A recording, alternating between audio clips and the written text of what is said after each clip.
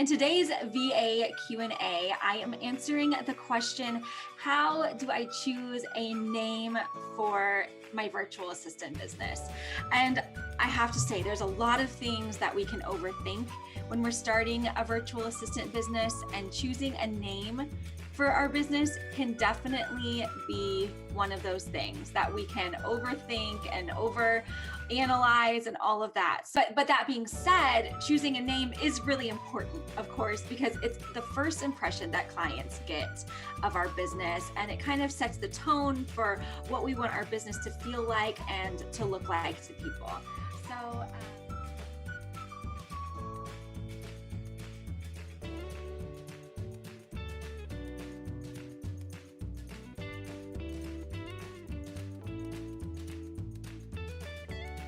today, I'm going to share some things that you should consider when you're choosing a name for your virtual assistant business, because it's not quite as simple and easy as just picking a name and running with it. And then I'm going to make a case for just using your own name and creating a personal brand around yourself.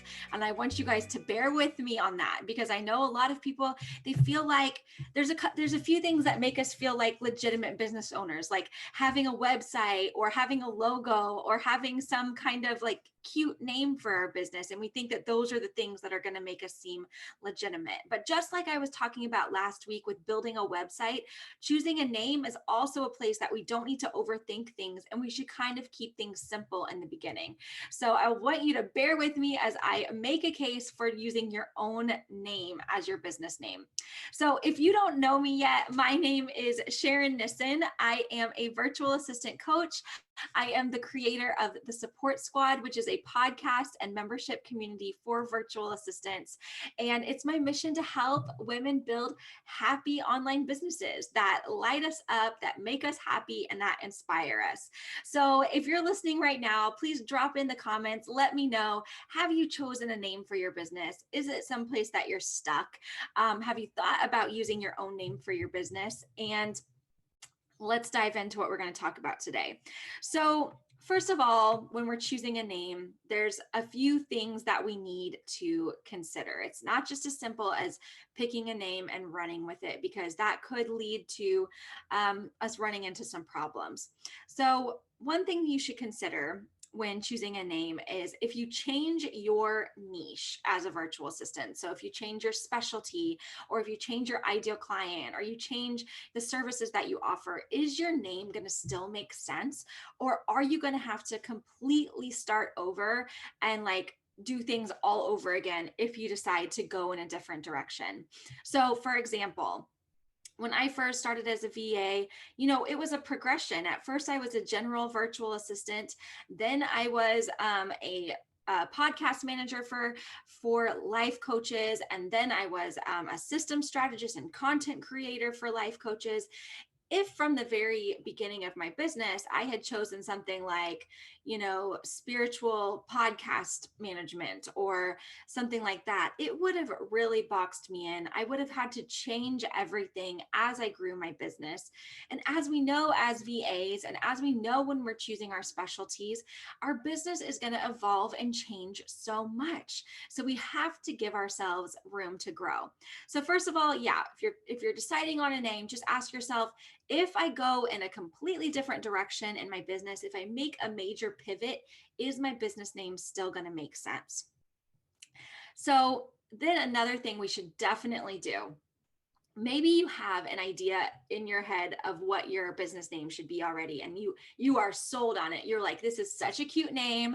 It's like so perfect because it fits like these different things in my life. It fits my ideal client, and I just know that this is it. And so you start making your logo, you start building your website, you start just going all in with this business name, and then you start putting yourself out there. And I have seen this happen with virtual assistants and businesses. They start putting themselves out there, and then they realize, or they're starting to get feedback from people that their name is confusing, or it's not as clear as it seemed in their head, or that there's connotations around it that they didn't realize. Like maybe something that you think sounds really cute in your head, to someone else could mean something totally different. And we have to be really careful there. So I really recommend before you take a name and start running with it in your business, that you ask a lot of people for feedback. So hop in here to our Facebook group, hop into other groups where entrepreneurs and especially your ideal client hangs out, and ask them, hey, what do you think of this business name? What does it say to you? What like impressions does it give you about me and about my business? Like, what's the first thing you think of? And you might be surprised by what people say. And that's why it's so important to get that feedback. So another thing you should kind of do is do a Google search of your, and we'll go into more of like what you should really check into before you finalize a name, but do a Google search for your business name. And even if someone doesn't have your exact business name, you might see your business name come up for like weird things that you don't want to be associated with. So just do a little bit of diligence and get a little bit of feedback before you decide on that name.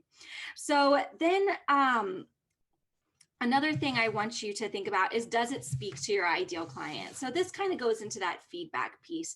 Go ahead and check in with your ideal client in Facebook groups. That's what these communities are for, so that we can, check ourselves before we wreck ourselves. Like, get in, get some feedback, make sure that your business name speaks to your ideal client. Because again, the things that might personally connect with us and make sense in our heads might not connect with our ideal client. We want to make sure there's no disconnect between what we're feeling for our business and what our ideal client is thinking. So then the next part is, there is some homework you have to do, just like to make sure you're legally covered and to kind of set yourself up for success with your business name. The first thing I always do when I think of a new business name, a new business idea, I go on over to Google Domains and I see if my domain name is available. Because as we're putting out products and things like that, we want to be able to easily point people to our website. We don't want to have to add like numbers or, change up, our domain to like, just because our domain name wasn't available. So even if you're not building a website right now, on Google Domains, you can usually buy your URL for like $12. And so go ahead, once you decide on that business name, buy that domain name, even if you're not going to use it right now, just so that you reserve it and you have it. If your domain name is not available, I would kind of think about if that's going to be a direction you want to go, especially if you plan to expand your business, create digital products, and really build a brand around yourself. You want to make sure you have that domain. Another thing that you should do once you've decided on that business name, go ahead and grab all your social media handles. So even on places like Twitter and TikTok, or places you think you might not be, go ahead and grab your handle in all of those places so that you can keep it consistent across all of platforms as you change up your strategy and all of that. Again, it looks really unprofessional to add numbers or, have to add weird things to your handle. It's best to keep it as simple as possible. So go ahead and grab those handles while you can, and make sure they're available, and do that before you go full force into using your name. The other thing you want to do is register your name in your state and make sure your business name isn't already registered in your state. And the best way to do that is just to Google how to register a business in your state name. What you usually are going to be brought to is the website for your Secretary of State. And you can usually do a quick search in the registry to make sure that no one has registered that name. One thing about that is, if you do business by your own name, you usually don't have to do that in most states. So that's just a little tidbit. If you just are using your own name, you usually don't have to register your business name. And then the other thing to do, just to make sure you're not stepping on any toes and that you're set up legally, no one's going to come after you for using their name, you're going to go to the US Patents and Trademarks Office website and do a search to see if there's already a trademark on your business name, and make sure you're all set and legally covered. You're not using anyone's trademark when you're naming your business. So all that said, if you want to come up with like a cute, fun, like catchy name for your business, take all of those steps. But what I really recommend is to just go with your own name and build a personal brand around yourself. And I know this from my own experience and the experience of people I've coached and people that I've seen really change their business. So I'm going to make this case to you and I want you to hear me out. So, first of all, when you choose your own name as a business, it instantly makes it easier for someone to connect with you. It feels more personable, it feels more relatable, people feel easier to trust you, because when we're online and trying to sell our services, our businesses are real businesses, but we are solopreneurs. We are our businesses. So in order to gain trust by people, they don't want to see that there's like a wall between like that you're hiding behind anything. And sometimes I've heard this from clients too. If someone has like a cute business name, or is not putting themselves out there in a more personal way, it becomes more difficult to trust that person. Whereas if you're using your name, instantly they're like, oh, this is this person, this is what they do, this is their business. There's no like mask on anything you're doing. You are your business and your clients can feel that. And it's important to remember that high quality clients that are going to pay high rates, they are really looking to hire people. I see clients that are happy to go to businesses and agencies with cute names, but a lot of times they're not as interested in paying the higher rates that we deserve, that as specialized service providers, and they're not as interested in getting to know and value and respect you as a person. So that's another reason I really think for service providers, for solopreneurs, using your own name is a great way to go. The other reason that's really important, it's a really good idea to do this, is because you literally right now, you might not have ever had a client. You might not have ever, worked as a VA. You might not have even started in your business yet. And you think right now, like, oh, I'll never want to, expand beyond just offering services. I'll never want to go into coaching. I don't think I'm going to create a course or digital products. I mean, haven't even started my business yet. But trust me, when you step into the online space, you're going to very quickly realize all of the opportunities that are available to you. Our businesses start to take on kind of a life of their own. Never in a million years did I think I would be doing this right now. Like when I first started as a VA, I never thought I'd be sitting here with a mic talking to other VAs and teaching them how to build their businesses. I could never have imagined that. And so that's why I really think it's important that from day one, we are building a personal brand around our business. We are selling ourselves, our personality, showing up to serve as ourselves, as our own authentic selves, because that gives us so much freedom to evolve in our business.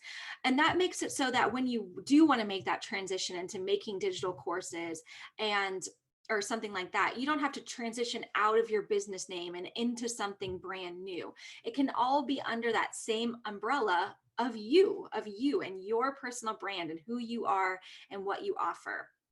I mean, when we look at the big solopreneurs, online, like digital marketers, all of the big people that we look up to, like Marie Forleo or Jenna Kutcher, all these people, Tony Robbins. I mean, all of these people that are marketers that might have started in one way, we don't know them by a business name. We know them by their own name.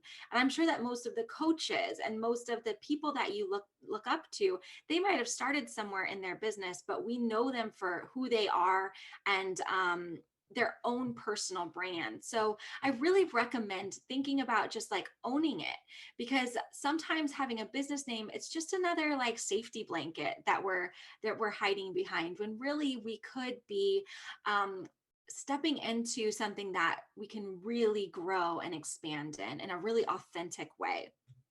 So for example, me, when I never had a business name as a VA. I always just went by my name. I was just Sharon, and I could transition into using different taglines. So Sharon Nissen, I'm a virtual assistant for life coaches, to Sharon Nissen, VA and podcast manager, to Sharon Nissen, podcast manager and system strategist. So you can change that tagline so that you can let people know what you're doing, but you can continue to use your name. But when I started the support squad, again, I wasn't having that foresight into where things could go. So I was like, it's going to be a podcast and a membership community. I'm going to call it the support squad, and that's what it's going to be. But now I have all of these programs I want to create, all of these courses that I want to create. So I transitioned my Instagram handle to my own name, the Sharon Nissen. I created a separate one for the support squad. And now I'm thinking about like, I need to change my website from being the supportsquad.com to SharonNissen.com, because I have all of these other things under the umbrella of me and my brand that I want to create. And that's something that you might have happened to you as a virtual assistant. So just keep in mind, you have no idea how your business is going to grow. Even if you think you know that you don't want to be anything more than a service provider and a VA, you might surprise yourself with what you want to take on as you grow. So that's my case for using your own name, keeping it really simple, building a personal brand. And PS, that makes it really easy to create a logo. You just use some cute script, add your tagline below it, and then just roll with it. Everything doesn't have to be, like I explained last week, things don't have to be fancy to be effective. You don't need to overthink this stuff. You can keep it so simple. And the more simple you create things, the more freedom you're creating in your business to really grow and expand and explore and play and have fun. Like, let's not box ourselves in too quickly. And then side note too, it just, like I was mentioning, it's just a lot easier legally and like business foundations wise to get set up for things if you're just using your own name. Because as soon as you're operating under a different business name, you have all these different things you have to register, where with your own name, you're just yourself and you can just roll with it. So anyway, I hope that was helpful to you guys. Don't let me, if you have a name for your business that you are so set on, don't let me tell you that's not a good idea, because I do know service providers that have chosen cute names for their business and are doing awesome. But just some food for thought. So let me know how that goes for you guys. And thanks so much for tuning in. I will see you guys here next week, same time, same place. And happy Martin Luther King Day. And I'll see you guys soon. Bye.